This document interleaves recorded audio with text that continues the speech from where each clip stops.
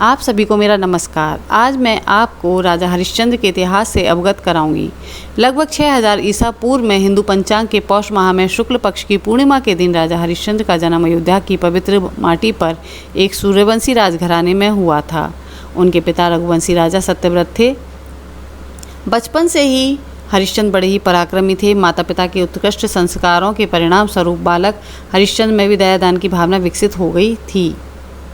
जब राजा हरिश्चंद्र ने राजपाट संभाला तो उन्होंने राष्ट्रीय यज्ञ करके चारों दिशाओं में अपना परचम लहराया था। यह वह समय था जब अखंड भारत में ऐसा कोई राजा नहीं बचा था जो उनकी बराबरी कर सके।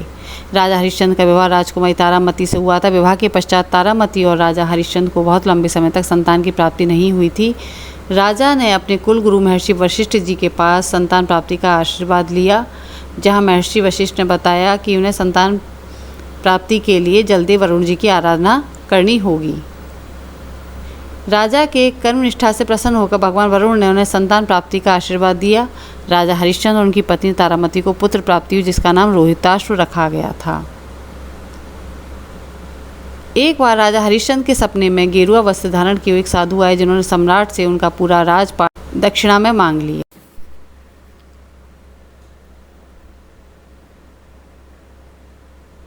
राजा इतने दयालु थे कि कभी भी अपने शरण में आए हुए किसी भी साधु को खाली हाथ नहीं लौटने देते थे। इसलिए राजा हरिश्चंद्र ने अपना पूरा राज्य उन साधु के नाम कर दिया। अगले दिन जब सवेरा हुआ तो राजा के दरबार में एक साधु ने दर्शन दिया। महाराजा हरिश्चंद्र को साधु ने अपना सपना याद कराया, जिसमें उन्होंने अपना सारा राजपाट साधु के नाम कर दिया था। जैसे ही हरिश्चंद्र जी को अपना सपना स्मरण हुआ तो बिना किसी देरी के उन्होंने हामी भरी और अपना विशाल राज्य उन साधु के नाम कर दिया। दरअसल साधु के वेश में वह महात्मा और कोई नहीं बल्कि स्वयं महर्षि विश्वामित्र थे, जो राजा हरिश्चंद्र की परीक्षा लेने आए थे।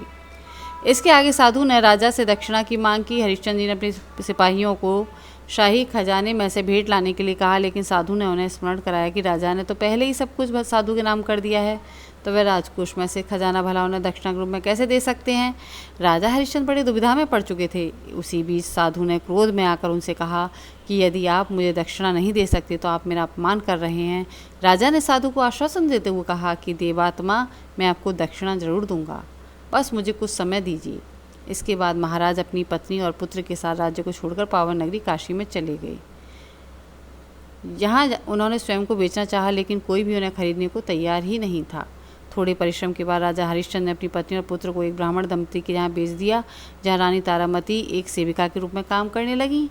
राजा ने स्वयं को शमशान में रहने वाले एक चांडाल को बेचा, जो अंतिम संस्कार किया करता था। चांडाल ने महाराजा हरिश्चंद्र को खरीद लिया और एक सेवक बनाकर रखा। महाराजा ने कैसे भी स्वयं तथा अपनी पत्नी और पुत्र को नीलाम करके दक्षिणा इकट्ठा किया और उन्होंने साधु को दक्षिणा चुका दी। सब कुछ ठीक चल रहा था, लेकिन एक दिन जब रोहिताश्व वन में भगवान की पूजा के लिए पुष्प इकट्ठा कर रहा था तो उसे एक सांप ने डस लिया, जिसके बाद वह मूर्छित हो गया।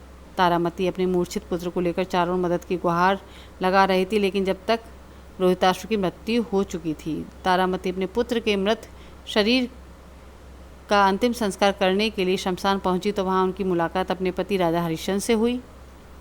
तारामती ने पुत्र की मृत्यु की बात बताई और बताया कि उनके पास शमशान का कर चुकाने के लिए कुछ भी नहीं है, लेकिन फिर भी राजा हरिश्चंद्र जी अपने मालिक के प्रति वफादार रहे और बिना शमशान कर चुकाए अपने पुत्र के अंतिम संस्कार करने से इनकार कर दिया। विवश होकर तारामती ने साड़ी का आंचल फाड़कर शमशान कर चुकाने का निश्चय किया। जैसे ही रानी तारामती ने अपना आंचल फाड़ने की चेष्टा की, उसी क्षण आकाश से मेघ गर्जना हुई और एक आकाशवाणी हुई।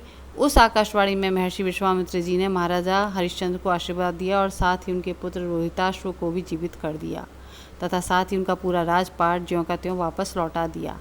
उसी क्षण शमशान में ही देवताओं ने राजा हरिश्चंद्र रानी तारामती पर पुष्प वर्षा की। इस प्रकार महाराजा हरिश्चंद्र ने अपने परिवार सहित स्वयं को बेचकर सत्य का पालन किया। महाराजा हरिश्चंद्र को सत्य मूर्ति यूं ही नहीं कहा जाता है, उनका नाम भी पूरे विश्व में बड़े आदर सत्कार के साथ लिया जाता है।